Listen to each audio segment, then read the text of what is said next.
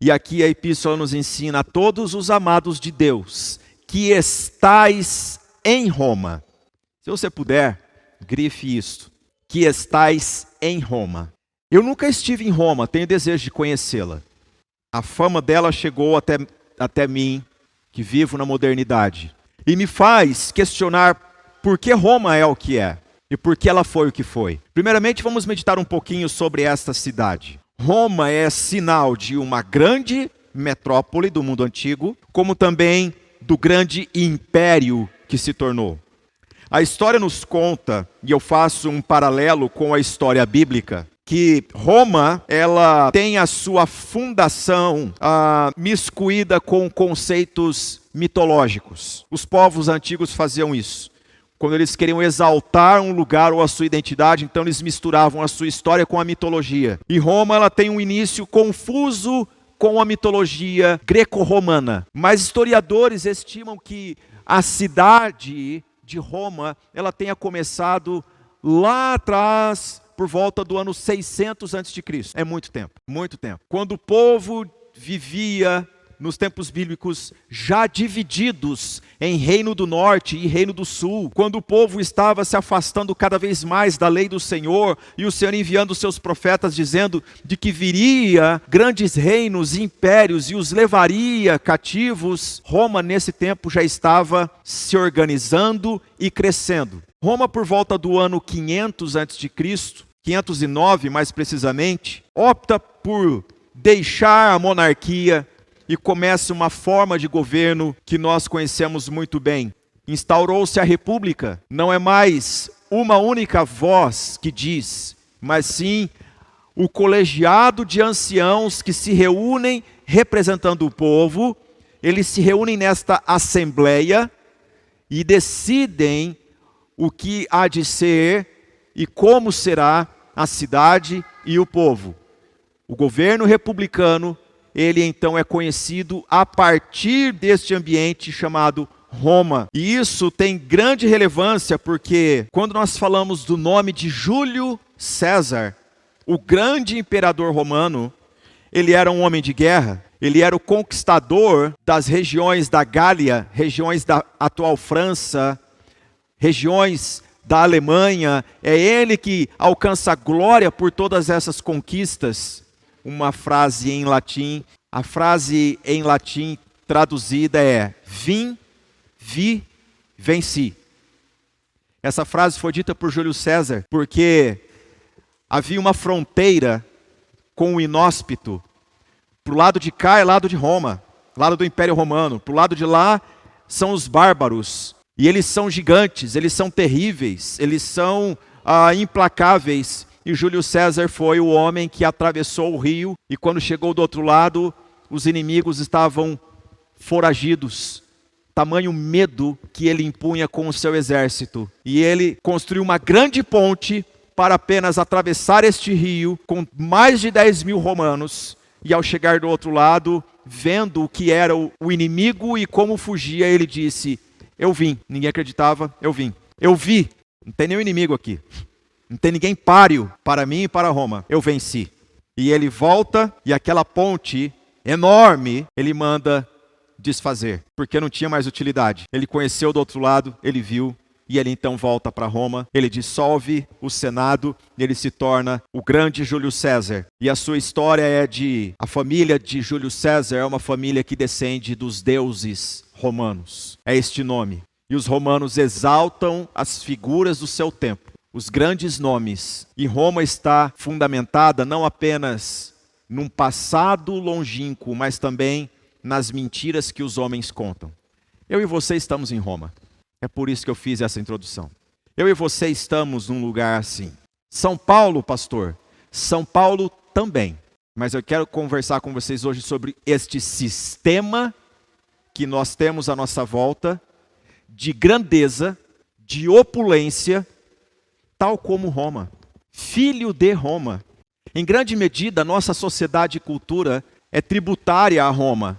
Nosso governo, em tese, ele busca algo parecido. E nesses dias, este feriado que as pessoas estão aproveitando, uns para o bem, para o descanso, para visitar uma família, ou amigos, mas há muitas pessoas que estão utilizando este feriado para tentar a Deus, para acrescentar mais ao cálice da ira de Deus.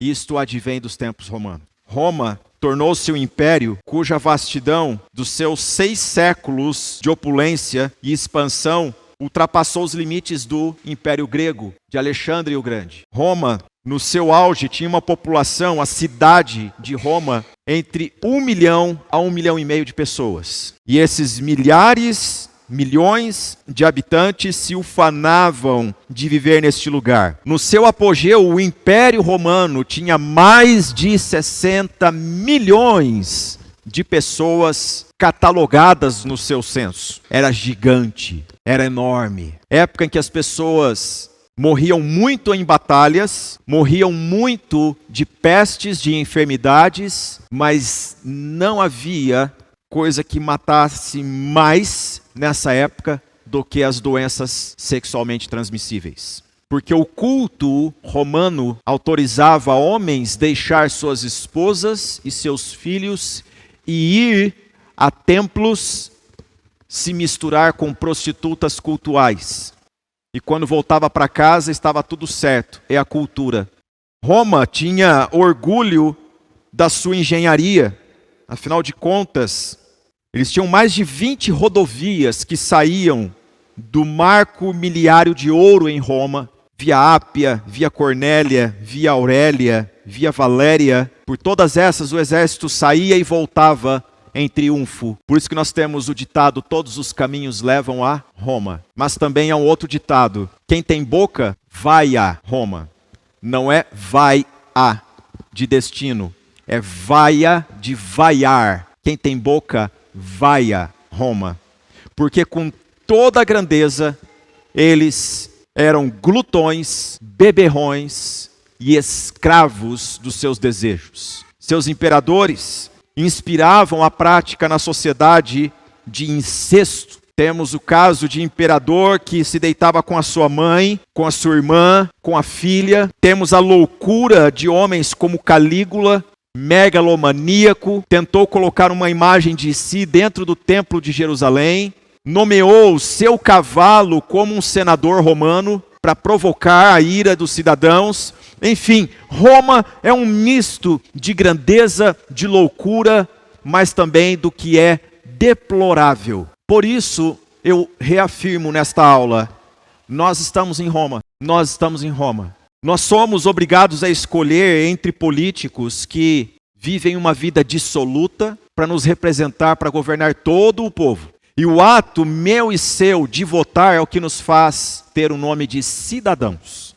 Cidadãos. Se você não vota, você não pode ter seu passaporte atualizado e viajar pelo mundo afora. Uma coisa leva a outra. Então você tem que participar da escolha do menos ruim toda vez. Nós estamos em Roma porque a nossa sociedade, ela vive num pão e circo.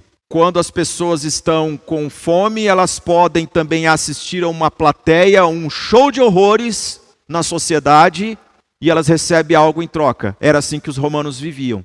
Diante da fome, eles corriam para as grandes arenas, e lá, antes do espetáculo, era distribuído pão. E o espetáculo agradava ao imperador. Eram homens matando homens, eram homens sendo comidos por feras, era uma coisa horrorosa. E lá estava o povo para aplaudir e para ver a reação do imperador. Tudo isso, meus irmãos, eu estou falando, vocês já sabem muito bem, já conhecem tudo isso, já estudaram isso. Mas eu estou lembrando a sua mente esclarecida do que quer dizer esta frase, que estais em Roma, no versículo 7. Que estais em Roma. Posto isto, eu quero anunciar para vocês a tônica da nossa aula nesta manhã. Aos que estais em Roma, Paulo diz. Paulo está escrevendo à igreja de Cristo. A igreja de Cristo que está em Roma. Ela não é de Roma, ela é de Cristo. Vou repetir. A igreja está em Roma, mas ela é de Cristo. Eu e você estamos em Roma, mas nós não somos de Roma, nós somos de Cristo. Nós devemos nos lembrar disso.